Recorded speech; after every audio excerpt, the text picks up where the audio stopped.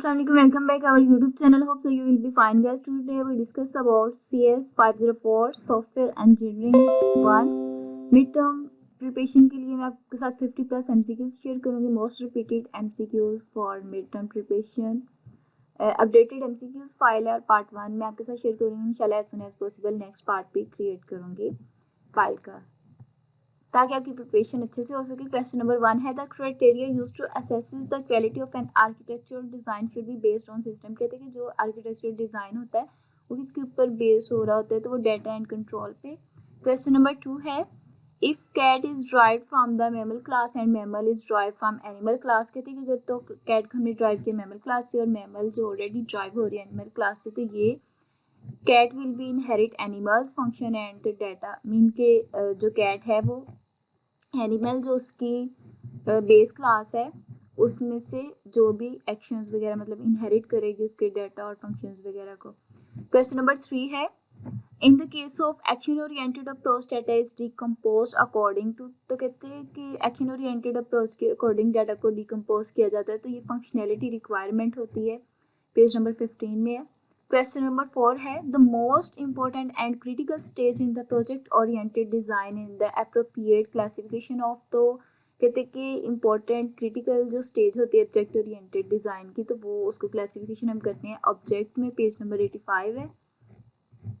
Question number 5 है the focus of sequence diagram is. तो कहते हैं सीक्वेंस डायग्राम में फोकस किया जा रहा होता है तो वो on the object classes and message जो एक्सचेंज किया जा रहा होता है अमॉन्ग देम उसके ऊपर फोकस किया जा रहा होता है. पेज नंबर 106 पे है. क्वेश्चन नंबर 6 है the different messages in sequence diagram include. के कहते हैं कि जो सीक्वेंस डायग्राम होती है उसमें डिफरेंट मैसेजेस होते हैं, तो वो बहुत सिंपल भी हो सकते हैं एंड एसिंक्रोनस भी हो सकते हैं. क्वेश्चन नंबर 7 है in the case of approach data is decompose according to functionality requirement. कहते हैं कि डाटा को डिकम्पोज करने के लिए कौन सी फंक्शनैलिटी रिक्वायरमेंट की जरूरत होती है, तो एक्शन ओरिएंटेड की जरूरत होती है. क्वेश्चन नंबर 8 है the dash provides the software engineer with a view of the system as a whole. तो ये आर्किटेक्चरल मॉडल होता है जो आपको सॉफ्टवेयर इंजीनियरिंग का जो होता है होल सिस्टम का व्यू दे रहा होता है. मीन जो आपका वेबसाइट का स्ट्रक्चर होता है यूजर इंटरफेस उसकी बात की जा रही है. इसके बाद क्वेश्चन नंबर 9 है OOD result in a design that achieve a number of different levels of the events. होते हैं जो different number of levels of event को अचीव कर रहा होता है. क्वेश्चन नंबर 10 है consider the following piece of code. आपने इस वाले कोड को देखना है. पब्लिक क्लास स्केयर एक्सटेंड, जो क्लास स्केयर है वो एक्सटेंड कर रही है शेप से. The above code is an example of the generalization और specialization है. क्वेश्चन नंबर 11 है UML is a language for. तो ये मॉडलिंग एंड डिजाइन होती है. गूगल से आप सर्च किया हुआ है. क्वेश्चन नंबर 12 है a dash is a system component that provides services to other component but would not normally be considered as a separate state system. तो ये मॉडल्स होते हैं जो as like a not normally considered as separate system होते हैं. Mean के models की शक्ल में होते हैं वो. क्वेश्चन नंबर 13 है are relationship indicates that one entity is composed to one or more part which are themself instances of that or another entity. तो ये होल पार्ट होता है जो रिलेशनशिप को इंडिकेट कर रहा होता है कि एक एंटिटी कंपोज कर रही है दूसरे and more other parts themselves. Question number 14 है in sequence diagram the object are organized in a dash line and the events in a dash timeline. तो ये horizontal line होती है and event जो होते हैं वो होते हैं vertical timeline में. Question number 15 है a useful technique for evaluating the overall complexity of a proposed architecture is to look at the component. तो ये होता है flow dependency and has the ring dependency के ऊपर वर्क कर रही होती है. Question number 16 है the method of dividing and assigning different portions of a large system to different groups for construction is called. तो ये होती है वर्क ब्रेकडाउन स्ट्रक्चर होता है. इस तरह से आपको शॉर्ट क्वेश्चन भी आ सकता है. क्वेश्चन नंबर 17 है dash pointed out the elegant conceptual integrity exhibited by layered organization of software system with the resulting gains in the development and maintenance is. तो ये एडगर्सर डिजगास्टर एक एल्गोरिथम है, उसको फॉलो कर रहा होता है। क्वेश्चन नंबर 18 है selecting object in a domain include, तो जो आप ऑब्जेक्ट को सिलेक्ट कर रहे होते हैं वो एक्टर और पार्टिसिपेंट होता है जब आप यूएमएल डायग्राम बना रहे होते हैं। क्वेश्चन नंबर 19 है how can we implement generalisation in object oriented programming language. तो कहते हैं ऑब्जेक्ट ओरिएंटेड प्रोग्रामिंग जो लैंग्वेज होती है उसमें जनरलाइजेशन क्या होती है, इनहेरिटेंस होती है। क्वेश्चन नंबर 20 है collaboration diagram can show dash, तो कोलब्रेशन डायग्राम शो कर रही होती है बाइनरी मैसेज, सिंक्रोनाइजेशन मैसेज और सिंक्रोनस मैसेज। तो यहाँ पर both B and C mean कि ये एसिंक्रोनस और सिंक्रोनस मैसेज शो करवा रही होती है कोलब्रेशन डायग्राम। इस वजह से आपको शॉर्ट क्वेश्चन भी आ सकता है। क्वेश्चन नंबर 21 है which of the following is not supported by maintainable design. तो ये हायर मेंटेनेंस कॉस्ट होता है जिसको आप नॉट मेंटेनेबल डिजाइन होता है, इनकी उसकी कॉस्ट बढ़ जाती है। क्वेश्चन नंबर 22 है normally a system will be more easy to modify if it's model है। कहते हैं कि अगर तो सिस्टम नॉर्मली देखा जाए तो वो इजी होता है modify if it is model है, तो लो उसमें कपलिंग हो गया एंड हाई कोहेरेंस होगा तो देन उसको मॉडिफाई करना इजी होता है। क्वेश्चन नंबर 23 है dash is a role that each actor place in the system under consideration. तो ये पार्टिसिपेंट्स होते हैं जो जब हम यूएमएल डायग्राम बना रहे होते हैं as a actor play role system के अंदर कर रहे होते हैं। क्वेश्चन नंबर 24 है any engineering approach must be founded on organisation commitment to dash. तो ये क्वालिटी होती है जो भी कहते हैं ऑर्गेनाइजेशन की कमिटमेंट होती है उसमें क्वालिटी को ही ज़्यादा फोकस किया जा रहा होता है। क्वेश्चन नंबर 25 है return values in synchronous message are, तो जो सिंक्रोनस मैसेज होता है may not use when response is obvious, तो वो रिस्पॉन्स नहीं दे रहा होता अगर मैसेज का जो रिस्पॉन्स होता है ऑब्वियस ना हो। क्वेश्चन नंबर 26 है which of the following is not among one of the 4 layers of the object oriented. तो इस तरह से भी आपको क्वेश्चन आ सकते हैं। तो डिज़ाइन पैरामीटर्स में आप देखते हैं कि इसमें से कौन सी ऑब्जेक्ट ओरिएंटेड की लेयर नहीं है, तो ये एब्स्ट्रैक्ट लेयर नहीं है, बाकी ये है। क्वेश्चन नंबर 27 है सिस्टम मॉडल इंक्लूड, तो सिस्टम मॉडल में ये सब कुछ होता है। यूजर बिजनेस प्रोसेस होता है, user activities for conducting the business process होता है, process that need to be automated. तो इस तरह से भी आपको क्वेश्चन आ सकते हैं शॉर्ट में। तो आप ये 3 पॉइंट लिखेंगे तो आपको मार्क्स मिल जाएंगे। All of the given option इसका आंसर है।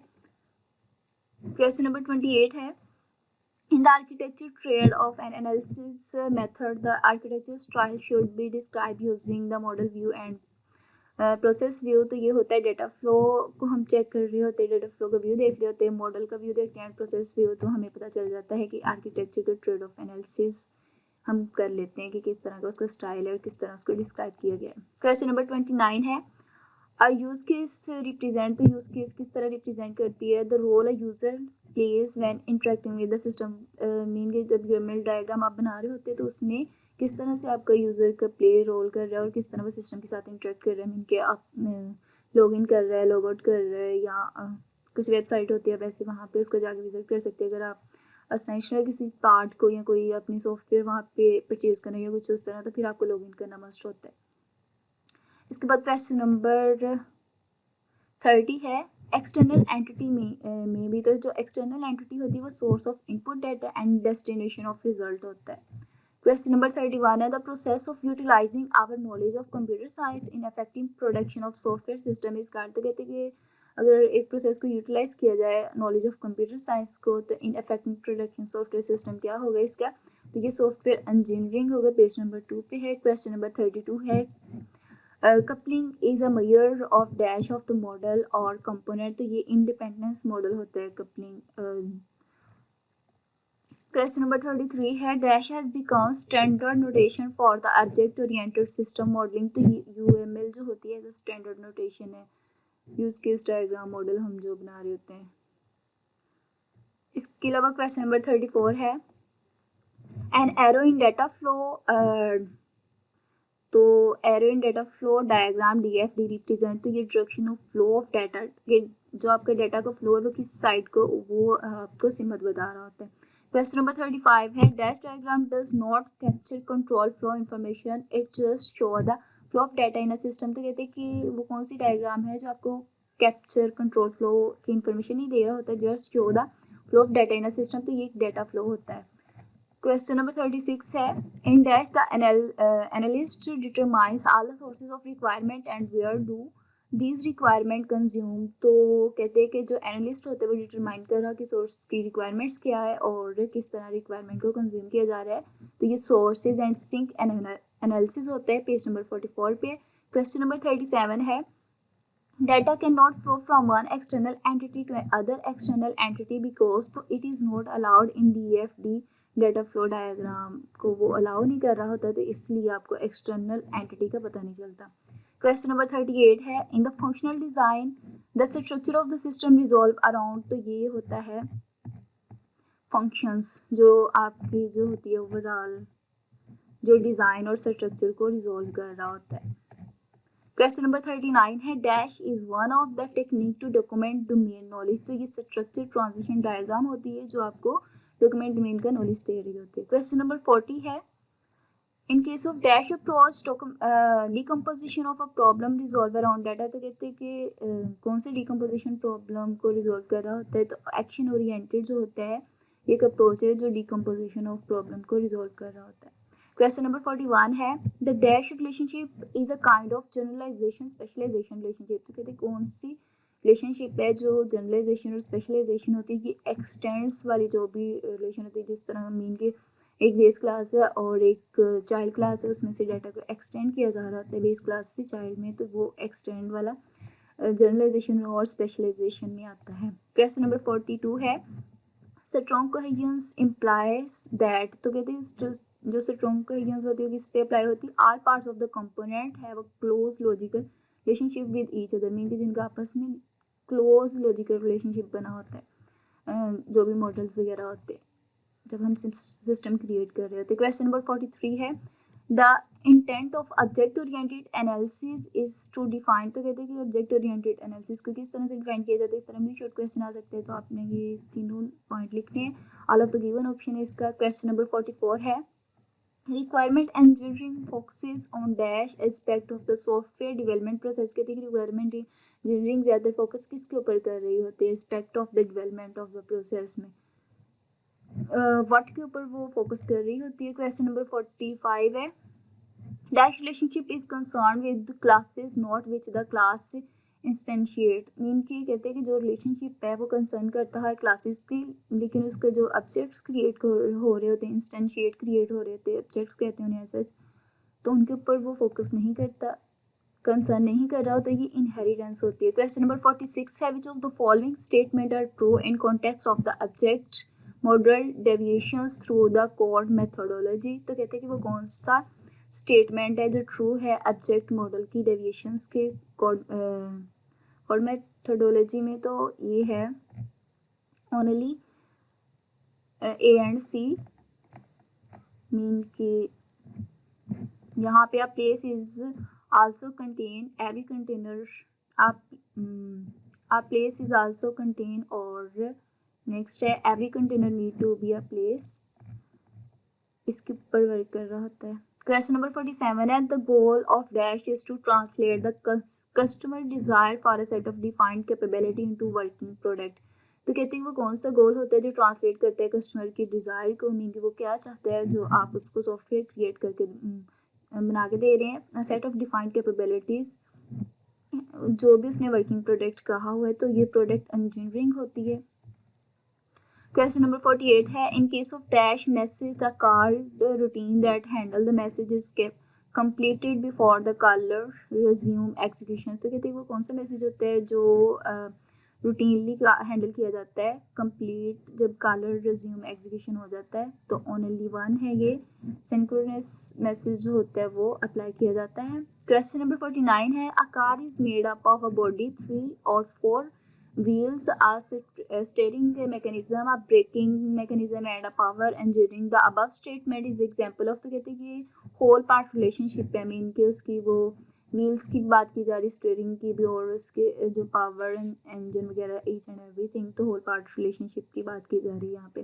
क्वेश्चन नंबर 50 है, to help separate an object external behavior from its implementation the technique used is called। तो ये होती है एब्स्ट्रैक्शन टेक्निक होती है जो सेपरेट आपके जो हेल्प करती है separate and object external mean कि उनका जो बिहेवियर है इम्प्लीमेंटेशन करने में, तो ये एब्स्ट्रैक्शन होती है। क्वेश्चन नंबर 51 है sequences of messages can be present in dash, तो ये होती है only B and C, mean कि ये आपकी यूज केस डायग्राम और सीक्वेंस डायग्राम और कोलैबोरेशन डायग्राम होती है। क्वेश्चन नंबर 52 है which of the following strategies lead to good software design, तो ये ऑल ऑफ द गिवन इस तरह से भी आप कह सकते हैं गुड सॉफ्टवेयर डिजाइन स्ट्रेटजी, तो ये आपने 3 पॉइंट्स लिखने होंगे, आपको इसका शॉर्ट क्वेश्चन फुल मार्क्स मिल जाएंगे।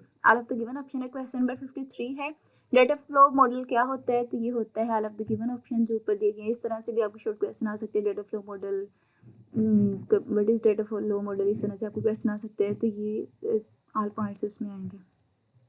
क्वेश्चन नंबर 54 है dash requirements are often called product feature, तो ये फंक्शनल्स होती है, फंक्शनल रिक्वायरमेंट होती है जो प्रोडक्ट की फीचर्स होती हैं। क्वेश्चन नंबर 55 है the first step in an object oriented actions में प्रोसेस मॉडल इज टू, इस तरह से भी आपको क्वेश्चन आ सकता है। द बोलो ए स्टैंड फॉर, तो ये build and object relationship model होता है।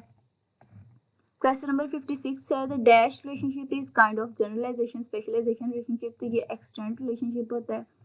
क्वेश्चन नंबर 57 है regarding data flow model which of the following statement is true, data flow model के अकॉर्डिंग कौन सी स्टेटमेंट ट्रू है, तो ये process on a data flow can separate in parallel, mean के data flow process जो model होता है वो ऑपरेट कर रहा होता है पैरेलल में।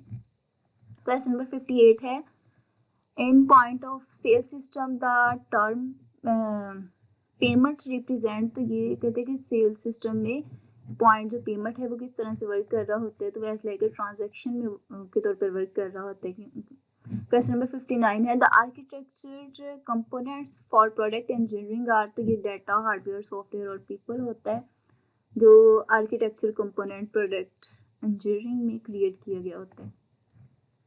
क्वेश्चन नंबर 60 है an object model encompasses the principle of dash, तो ये इस तरह से भी आपको शॉर्ट क्वेश्चन आ सकता है। Object modelling encompasses the principle, तो ये एब्स्ट्रैक्शन इनकैप्सुलेशन और हायरार्की और इनहेरिटेंस है, तो all of the given option है, तो आप इसके 3 पॉइंट्स लिखेंगे तो आपको इसका आंसर फुल मार्क्स मिल जाएंगे। होप सो ये वीडियो आपके लिए हेल्पफुल हो, तो don't forget to subscribe my channel. तो मिलते हैं फिर नेक्स्ट वीडियो में, तब तक के लिए अल्लाह हाफिज़। अगर आपको कोई भी क्यूरी हो तो आप मेरे सेक्शन में बता सकते हैं, इससे रेलिवेंट कोई और भी हेल्प चाहिए तो आई विल रिस्पॉन्स। अल्लाह हाफिज़।